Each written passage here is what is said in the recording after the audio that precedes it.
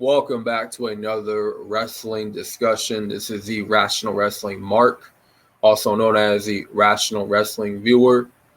And we're going to be talking about what is the difference between Grayson Waller and Austin Theory. And right off from the gate, when you look at Grayson Waller and Austin Theory,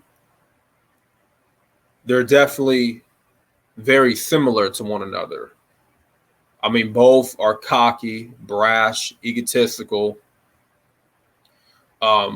perceived as annoying on the mic. They have that what you call it. They have that white boy. They have that white boy party boy type of attitude, for a lack of a better word. I'm trying to find the correct term for it. They kind of remind you of the cocky jocks in high school. You know what I'm saying? That pretty much got all the women, right? They were leaders of the respective, football or basketball team, and they really couldn't be any different from one another, But I will say, when it comes to Grayson Waller is better on the mic than Austin Theory. That's just my opinion.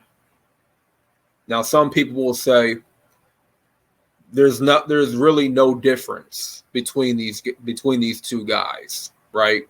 There's no difference. You can probably say they're both average, they're both bland, they're both boring and whatnot. I think Grayson Waller, to me, has more charisma than Austin Theory. I think Austin Theory, however, is the better athlete than Grayson Waller. Overall, a better wrestler than Grayson Waller. Now, that's not to take anything away from Grayson Waller. The kid can go too. He can go toe-to-toe with the best, and I believe that. But aside from that, these two are pretty much of the same. Same height, same stature, same cocky boy attitude. They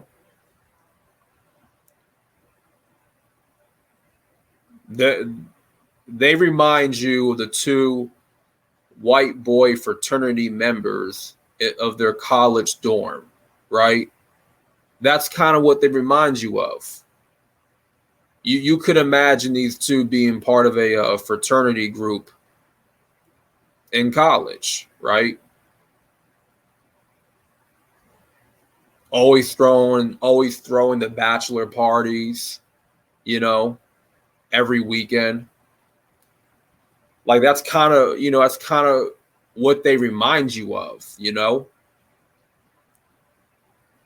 And there was talks for a while where they were going to have Grayson Waller be the one to defeat Austin Theory for the U.S. belt.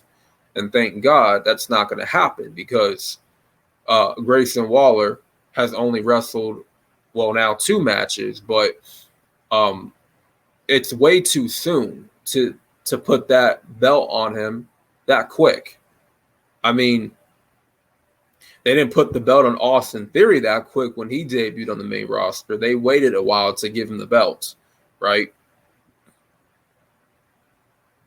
But like I said in my community post, LA Knight is the best option to take that U.S. strap, that U.S. belt off of Austin Theory. He's the best option. And let's be honest, Theory's reign as U.S. champion could have been good. It could have been special, but it's the complete opposite. They could have put more time into developing his character. They could have given him more creative. They could have given him something more creative to do on TV. They could have given him better feuds after John Cena. But it just turns out that post John Cena, Theory was going to end up meaning nothing. He was just going to end up doing nothing, and John Cena was right. Beating John Cena really did nothing for the career of Austin Theory. Oh, but it's just for him to brag about. It's only for his character to brag that he beat John Cena at WrestleMania. Okay, well, John Cena hasn't really won an important match at all in the last, 5 years? 5, 6 years? When was the last time John Cena won an important match?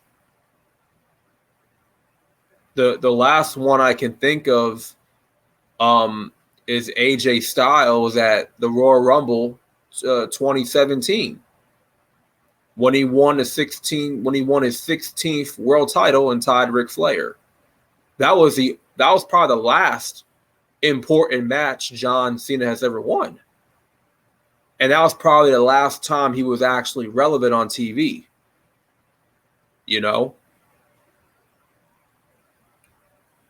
And then, so like now, beating John Cena today in 2023 doesn't really mean anything. It means nothing. Because the guy hasn't won a match in like 5, 6 years. Yeah, he's a legend, but does beating John Cena anymore really mean anything? Does it really hold merit? Is it something to brag about? Not really. Maybe back in 2016, it would have definitely meant a lot if you beat John Cena. If you beat John Cena if you had beaten John Cena in a one-on-one match from the time he was on top, from 2006 up until 2016, 10-year stretch, it would have been a big deal. It would have been a big deal in that 10-year time span. If someone were to beat John Cena clean one-on-one, it would have been a big deal. But it means nothing in 2023.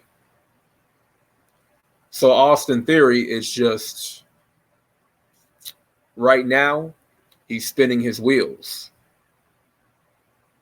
And there's nothing you can do with him as U.S. champ, because really, I feel like you've gotten the most out of him as a U.S. champ. And maybe that's all you can really do, is just have him defend the belt, have decent matches, and that's it. But the real money is LA Knight win that U.S. belt at SummerSlam. And I'm glad Grayson Waller did not win that Fatal 4-Way. I thought the minute I saw Grayson Waller interact with Austin Theory, when I saw him in the match lineup, I immediately thought, okay, well, I already know who's not going to win. I already know who's going to win this match. And they've been talking about it for a couple weeks. But I'm like, how would that make any sense? Two heels fighting for the title. Like, that wouldn't make any sense. Like, who are you going to cheer for? You got to have a clear-cut baby face and a clear-cut heel. That's how wrestling works. So that wouldn't even work, You wouldn't even know who to cheer for, And it's too soon for Grayson Waller. But if I had to tell you the difference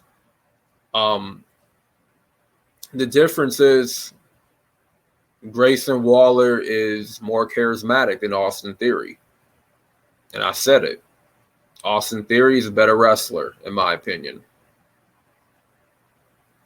And that's about it. That's probably the only difference there is about these two. Other than that, these two are like two peas in a pod. They're like inseparable. You might as well call these guys the Usos 2.0. Like they might as well just be twins at this point, man. Because you look at this screenshot, like it's just a striking resemblance, like two Spider-Man pointing at one another. Like, oh, I'm you and you are me, you know?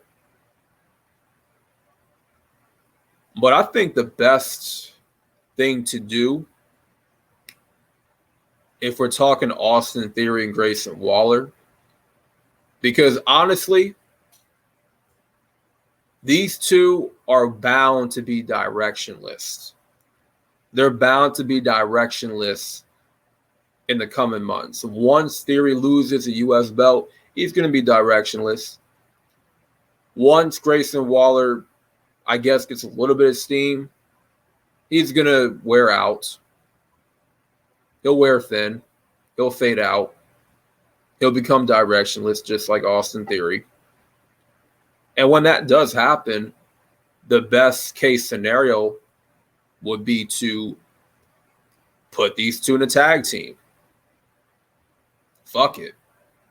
I mean, that would be the best course of action. Put these two in a tag team. Have them work together.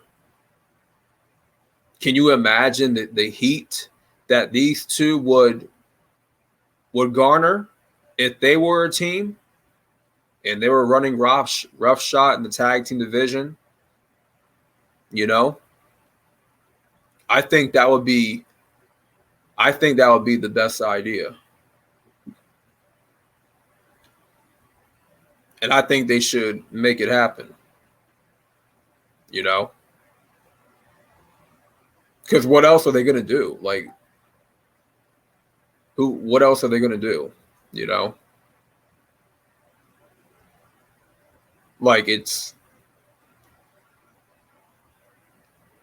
honestly a crime if you don't make these guys a tag team. Because I believe with these two as a tag team, that's the perfect fit. These two as just solo acts on SmackDown, knowing they are similar, too similar. It's just gonna create an imbalance on the roster. Like you cannot have the same character. You know, you cannot have two guys impersonating one another on the roster. You just can't.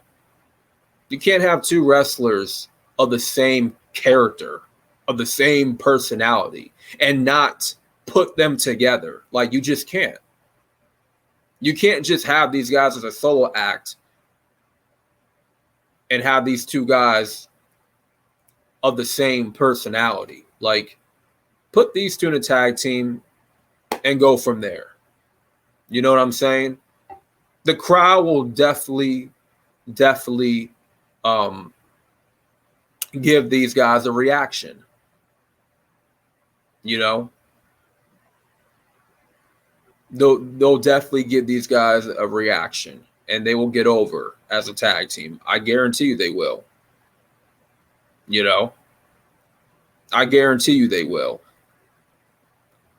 And I'm just going to throw it out there.